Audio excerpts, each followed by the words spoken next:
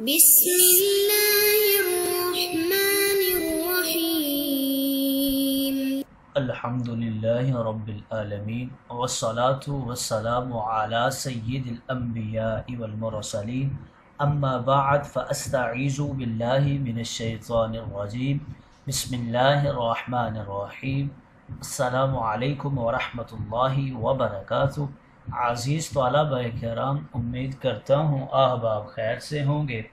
انشاءاللہ آج ہم مشکات المصابیح کے درس نمبر 221 میں باب المزاح فصل اول سے حدیث نمبر 4884 سے لے کر 4887 تک پڑھنے کی سعادت حاصل کریں گے۔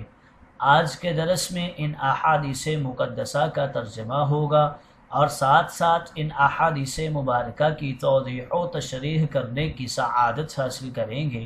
تو آئیے طلبہ کرام بلا تاخیر بڑھتے ہیں اپنے آج کے درس کی طرف۔ بسم اللہ الرحمن الرحیم۔ باب المزاح، یہ مزاح کا بیان ہے۔ مزاح خوش طبعی کو کہا جاتا ہے، ہنسی مذاق کے معنی میں مستعمل ہے۔ مزاح یہ میم کے کسرہ اور میم کے ضمہ دونوں طرح پڑھنا جائز ہے۔ مزاح اور مذاق اس وقت تک خوش طبعی ہے جب تک کسی کی دل شکنی اور ایذا رسانی نہ ہو۔ جب ایذا رسانی کی نوبت آ گئی تو پھر مزاح خوش طبعی نہیں بلکہ بد طبعی ہے جو ناجائز ہے۔ وہ مزاح جو حد سے متجاوز نہ ہو بلکہ حدود کے اندر اندر ہو اور کبھی کبھار ہو، اس میں ظرافت کی باتیں ہوں۔ صرف یہ مباح نہیں بلکہ صحت مزاج اور سلامتی طبع کی علامت ہے۔ نبی کریم رؤوف الرحیم تاجدار انبیاء رسول مہرباں حضور اکرم، آپ نے مزاح کا مقصد بھی مخاطب کی دل بستگی، خوش بختی اور محبت و انس اور الفت و راحت کے جذبات کو اجاگر اور مستحکم کرنا بیان کیا ہے۔ اگر مزاح میں لوگوں کی تحقیر مقصود ہو اور توہین شریعت اور مکروہ امور کا ارتکاب ہو، اور اس میں فتنہ و فساد اور جھگڑے کی بنیاد ہو، اور اس میں کساوت قلب اور شقاوت باطن کے اسباب ہوں، تو ایسا مزاح بالکل ناجائز ہے۔ یہی وجہ ہے کہ ایک حدیث مقدسہ میں مزاح سے منع کیا گیا ہے۔ یعنی اس حدیث مقدسہ کا ترجمہ کچھ یوں ہے کہ اپنے بھائی سے جھگڑا نہ کرو اور نہ اس سے مذاق کرو۔ آئیے طلبہ کرام اس باب کی فصل اول کی پہلی حدیث مقدسہ کی طرف بڑھتے ہیں۔ حضرت انس رضی اللہ تعالی عنہ راوی ہیں، وعن انس قال ان كان النبي صلی اللہ علیہ وسلم لا يخالطنا حتى يقول لأخ لي صغير يا أبا أمير ما فعل النغير وكان له نغير يلعب به فمات متفق عليه۔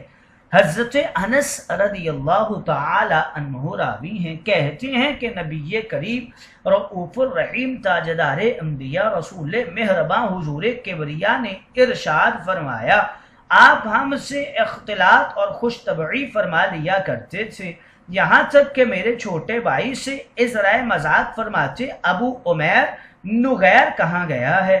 حضرت انس کہتے ہیں میرے اس چھوٹے بھائی کے پاس ایک نغیر تھا جس سے وہ کھیلا کرتا تھا اور جو مر گیا تھا۔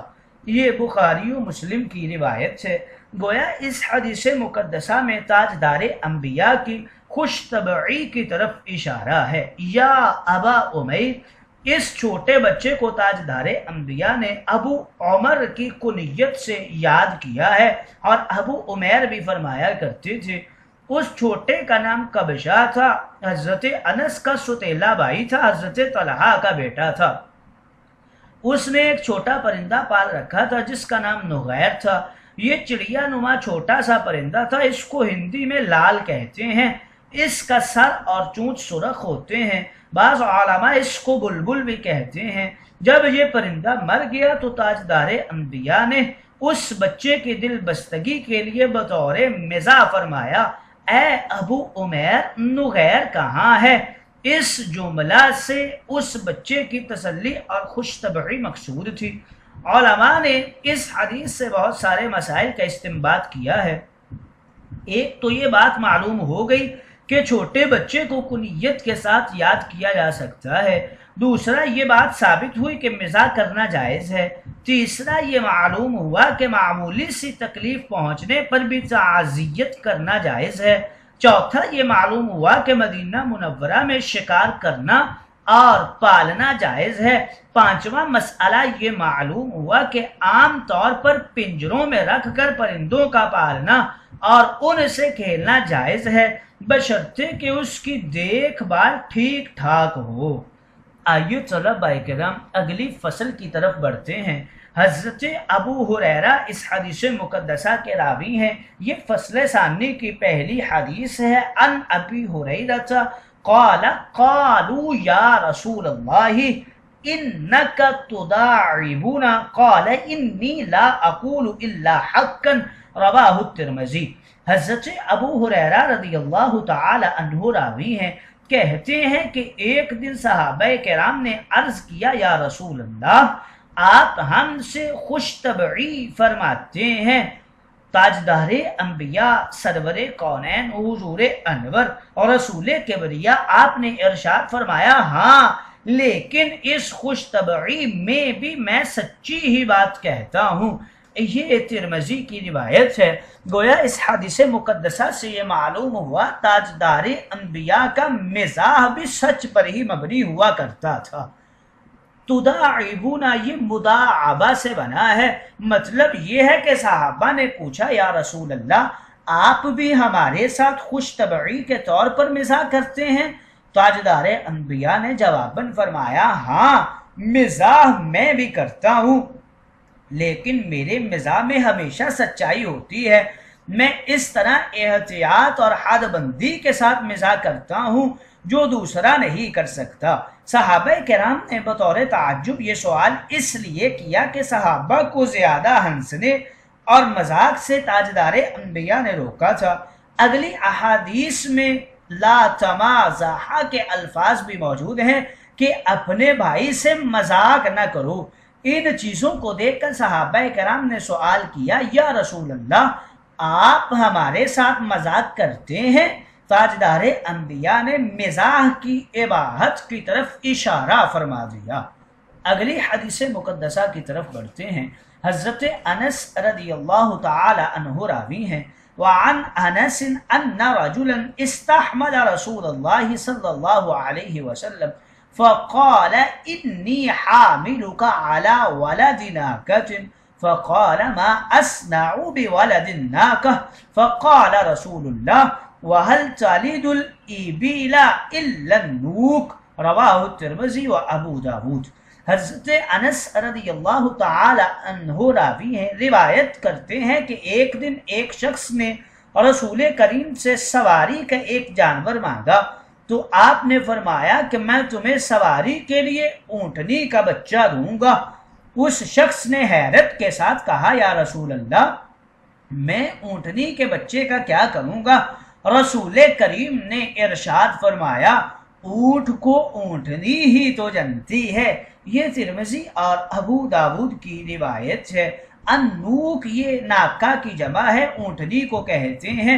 اس شخص نے سمجھا کہ والد ناکا چھوٹا بچہ ہوگا جو سواری کے قابل نہیں ہوتا، تو میں اس کے ساتھ کیا کروں گا؟ حالانکہ تاجدار انبیاء نے بطور مزاح والد الناکا کہا تھا، اور یہ حقیقت بھی تھی کہ کیونکہ اونٹ کتنا بھی بڑا ہو جائے آخر وہ ولد الناکا ہی ہوتا ہے، اس سے خارج تو نہیں ہوتا۔ جب تاجدار انبیاء نے اس شخص کو دیکھا کہ وہ پریشان تھا تب آپ نے مطلب کو واضح فرما دیا اور فرمایا وَهَلْ تَلِدُ کیا اونٹنی اونٹ کے بچے کو نہیں جنتی؟ استحمل یسین اور تا طلب کے لیے ہے، باب استفعال سے ہے، یعنی اس نے سواری مانگی تھی۔ اس حدیث سے یہ بات معلوم ہو گئی کہ آدمی جب کوئی بات سنے تو سننے کے بعد فوراً اس پر غور و فکر کرنا ضروری ہے تاکہ آدمی اس کے مطلب اور تہ تک پہنچ جائے۔ جلد بازی میں فوراً سوال و جواب نہیں کرنے چاہیے۔ اگر یہ شخص کچھ تأمل کرتا اور سوچتا تو اصل حقیقت کو پا لیتا اور کبھی بھی پریشان نہ ہوتا۔ گویا تاجدار انبیاء کی ظرافت اور خوش طبعی کے واقعات کو اس حدیث مقدسہ میں ذکر کیا گیا ہے۔ اگلی حدیث مقدسہ کی طرف بڑھتے ہیں۔ وعنہ ان النبی صلی اللہ علیہ وسلم قال له یا ذا الاذنین، رواہ ابو داود اور ترمذی۔ حضرت انس رضی اللہ تعالی عنہ راوی ہیں، کہتے ہیں کہ نبی کریم رؤوف الرحیم تاجدار انبیاء رسول مہربان نے ان سے فرمایا اے دو کانوں والے۔ یہ ابو داود اور ترمذی کی روایت ہے۔ ذل اذنین اس جملہ میں مزاح ہے، جہاں محبت و الفت اور بے تکلفی ہوتی ہے وہاں ہی ایسا ہوا کرتا ہے۔ سب لوگ ہی دو کانوں والے ہوتے ہیں۔ تاجدار انبیاء نے حضرت انس رضی اللہ تعالی عنہ کو بطور مزاح دو کانوں والا فرمایا، جیسے ہم اپنی زبان میں بطور مزاح کسی کو کہہ دیتے ہیں اے کو گو۔ اس مزاح کے ضمن میں تاجدار انبیاء نے اس شخص کی تعریف بھی فرمائی ہے کہ یہ شخص نہایت فہم والا اور بات سمجھنے والا ہے۔ گویا سیرت نبوی میں مزاح نبوی کی بہت سی مثالیں ملتی ہیں۔